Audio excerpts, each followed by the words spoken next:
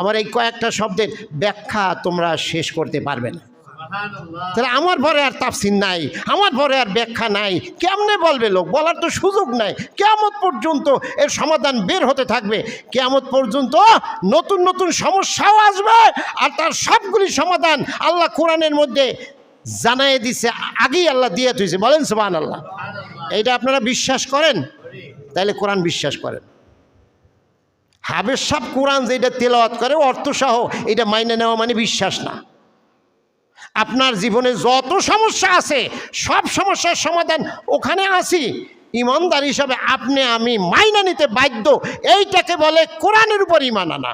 কি বুঝে আসছে? পানির মতো সহজ কথা।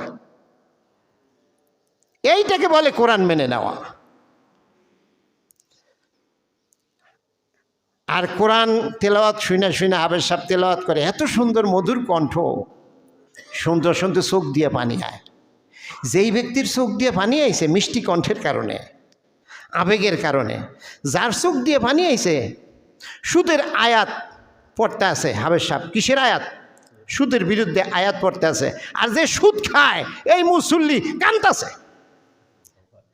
যেই মুসল্লি সুদ খায় হে আয়াত শুনে কান্দে। কি বলেন?